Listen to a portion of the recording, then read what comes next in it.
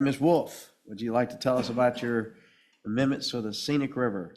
Yes, thank you, Chairman and Commissioners. My name is Amelia Wolf. I'm currently the Scenic Rivers Coordinator for the department. And back in July of last year, we presented before you the NOI for the Scenic Rivers Act. And it included basically a lot of updates because there had been no updates since the late 80s. And so it basically just brought a lot of opportunities for us to streamline the process, make it more understandable to the public as they are interacting with the scenic rivers themselves and also through the regulatory process inherent inside the Scenic Rivers Act. During the public notice process, we did receive some comments from the public that allowed us to go back and review some of our proposed changes under the original NOI. And so we have since made some changes after hearing and reviewing and some internal consideration of those comments.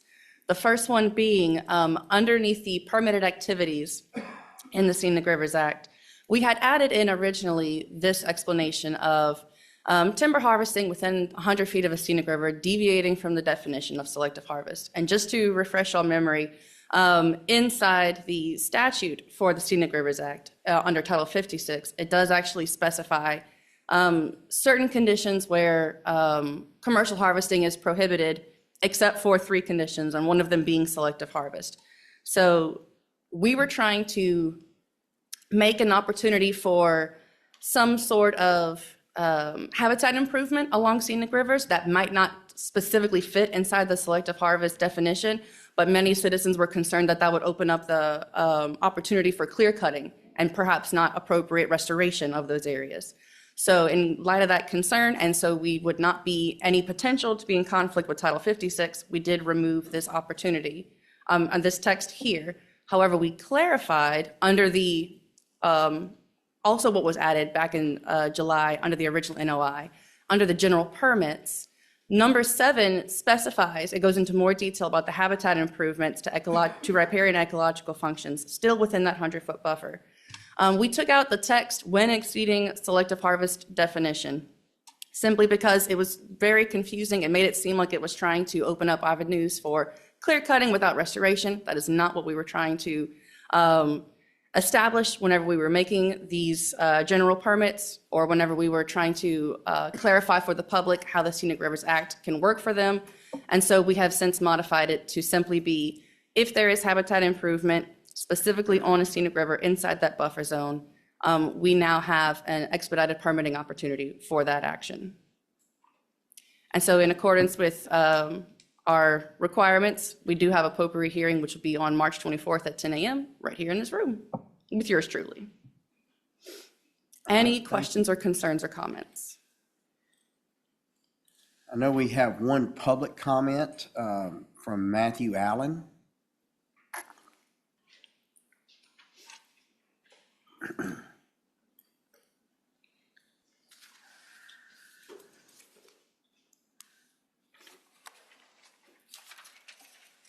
Thank you, Chairman and Commissioners. My name is Matthew Allen. I'm here representing Northshore Riverwatch, a 501c3 dedicated to the rivers of the Florida parishes. And we really appreciate that change that they did, but it really doesn't go far enough as far as what the original NOI was done. And just to make a few general comments about the scenic rivers. First off, it's about between 2,000 and 3,000 miles of rivers, out of more than 50,000 miles of rivers in Louisiana. Very small subset of it. And it was started in 1970, the Scenic Rivers Act, and over time they've been adding to it, taking away from it and all. We had a big argument in the legislature last year over it even.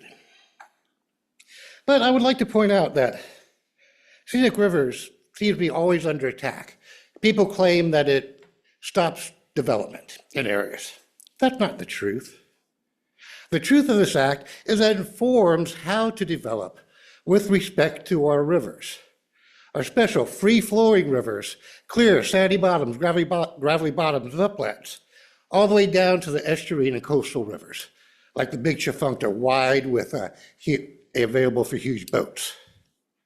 Some of the stuff in the NOI we've seen doesn't adequately address all the differences in ecology between all the rivers.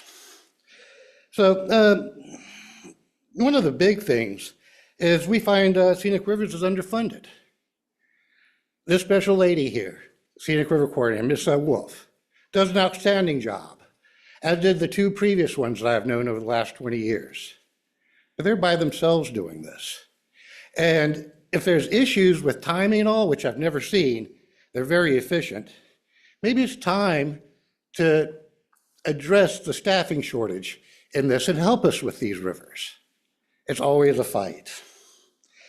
But I also want to point out that even though it's only 3,000 miles, small portion, close to 50% of them are listed as impaired by DEQ for various reasons.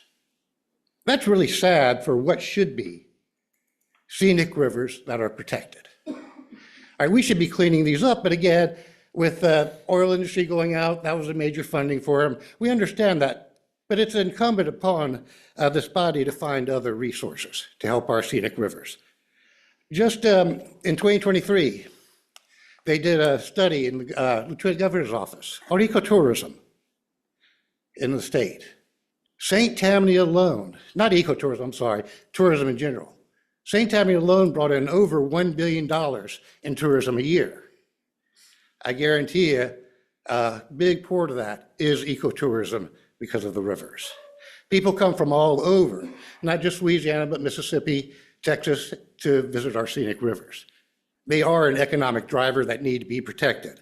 And we need to be very careful when we start making these rule changes that have been relatively effective when they're enforced throughout the years.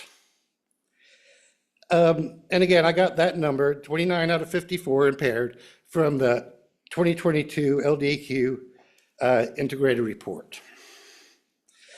Now, public participation is what makes scenic river programs so strong. Everything goes into the public. And one of the requirements of the Scenic River Act is it has to have full consideration to all aspects of the environment when you're permitting on these rivers. General permits, they take away that. It gives one side from whoever put in the permit. They get to control the story, and nobody else will ever know what's going on. So general permits are a real problem here as far as the Scenic Rivers Act.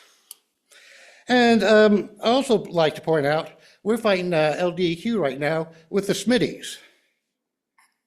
Tangipahoa River, a scenic river from the original act in 1970, was polluted by one of the largest inland chemical and oil spills in the nation ever back in August. And we still have stuff coming out of it, going into the river. And we would like to see, I'll talk about that later today. But anyway, I really appreciate the thankfulness, but I want to put it in your head. It does not stop development. It informs how to develop with our rivers and multi-use of the rivers for the entire population in mind. Thank you, Commissioners.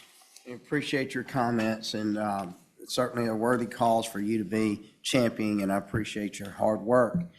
Ms. Wolf, there's some amendments that you would like for us to consider at this time? Is that kind of where we are?